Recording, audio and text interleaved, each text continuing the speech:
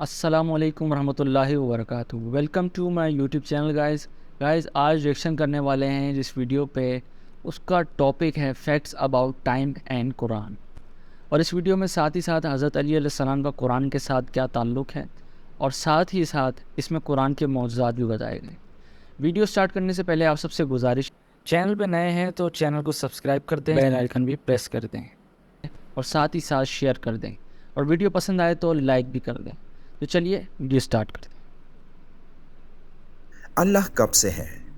ملحدین ہمیشہ یہ بات کرتے نظر آتے ہیں کہ اگر واقعی کوئی رب ہے تو اس رب کو پھر کس نے پیدا کیا؟ یہاں بات ٹائم کے دائرہ کار میں داخل ہوتی ہے، اور اللہ ٹائم کے دائرہ کار سے باہر ہے، یعنی اللہ نے وقت کو بنایا ہے اور وقت کا اللہ پر کوئی اثر نہیں ہوتا۔ ٹائم اللہ کی پیدا کردہ مخلوقات میں ایک مخلوق ہے، اور وہ اس لیے کیونکہ مخلوق کا مطلب کہ اس مخلوق کا کوئی آغاز تھا، اور ٹائم کا بھی ایک آغاز تھا، اس لیے ٹائم کو بھی ہم اللہ کی مخلوق میں شمار کر سکتے ہیں۔ اور یہی وہ بیسک لاجک ہے کہ اللہ کی ذات پر اس کی مخلوق کا کوئی اثر نہیں ہو سکتا، یعنی ٹائم کا اللہ کی ذات پر کوئی اثر نہیں پڑتا۔ تو ایسے سوال ہی کرنا کہ اللہ کب سے ہے، اصل میں یہ سوال ہی غلط ہے، کیونکہ اللہ پاک کی ذات پر کب سے، جب سے، تب سے کا اطلاق نہیں ہوتا۔ اس کی وجہ ہی یہی ہے کہ اللہ نے وقت کو بنایا ہے، تو جس چیز کو اللہ نے بنایا تو اس کا اللہ پر کیسے اثر ہو سکتا ہے؟ اس لیے یہ سوال کرنا ہی غلط ہے، کیونکہ ٹائم سے پہلے بھی اللہ کی ذات موجود تھی، ٹائم کے بعد بھی، اور ایک بار پھر جب وقت کو ختم کر دیا جائے گا تب بھی اللہ کی ذات موجود ہوگی۔ تو جس طرح اللہ کی ذات ٹائم کے دائرہ کار سے باہر ہے، تو اسی طرح اللہ کا کلام قرآن پاک پر بھی وقت نہیں بیتتا، کیونکہ قرآن ڈائریکٹلی اللہ سے کنیکٹڈ ہے، اور جو چیز اللہ سے ڈائریکٹلی جڑی ہو تو وہاں وقت کی کوئی سوئی کام نہیں کرتی۔ قرآن اللہ کا کلام ہے جس کے ہر آیت میں اللہ کی صفات موجود ہیں،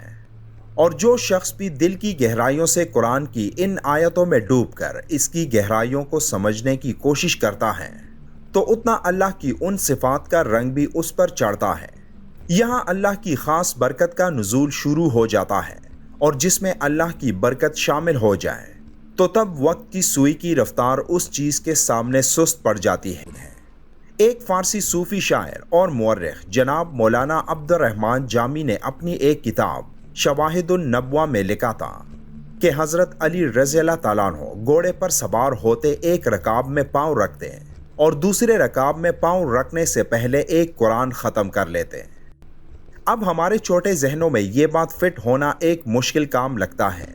لیکن وقت کے بارے میں اگر علم حاصل ہو اور پھر وقت میں برکت کے بارے میں آگاہی ہو جائے تو تب یہ بات ممکن لگتی ہے، کیونکہ قرآن سے کوئی جتنا لگاؤ رکھتا ہے تو اتنا ہی وقت اس کے لیے رک جاتا ہے، کیونکہ یہ قرآن کی ایک صفت ہے کہ قرآن پر وقت کا کوئی اثر نہیں ہوتا، اور جو بھی اس کو گہرائیوں سے جاننے کی کوشش کرتا ہے تو وقت اس کے سامنے بھی رک جاتا ہے۔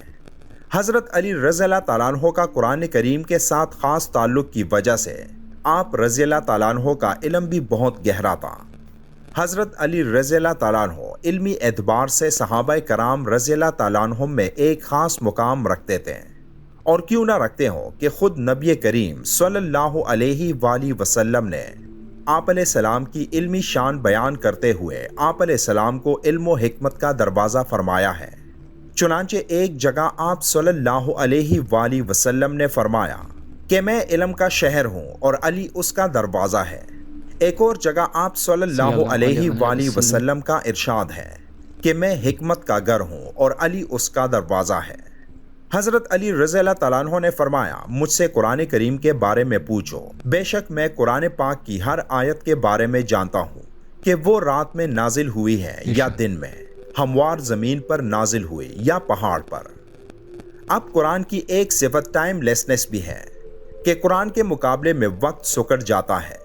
اب قرآن کی اس صفت کا سب سے زیادہ اثر حضرت علی رضی اللہ تعالیٰ عنہ پر ہوا، اور اسی وجہ سے جب وہ چاہتے پورے قرآن کو ایک سیکنڈ میں ہی تلاوت فرما لیتے۔ اب یہی قرآن کا وہ فیض ہے جو صحابہ کرام کے بعد اولیاء اللہ پر بھی وارد ہوتا ہے۔ اسی لیے ہم کئی کتابوں میں پڑھتے ہیں کہ اولیاء کرام رات کو 2 رکعت نفل میں پوری قرآن تلاوت کر لیتے ہیں۔ اب یہ ممکن تب ہی ہوتا ہے جب کوئی قرآن کے رازوں میں غوطہ زن ہو جائے، تو تب قرآن کی ٹائم لیسنس اس شخص پر بھی اپلائی ہو جاتی ہے۔ اب قرآن کس طرح ٹائم لیس ہے؟ کیا اس کے بارے میں کوئی دلیل ہے؟ تو اس کے بارے میں قرآن میں ہی دلیل موجود ہے۔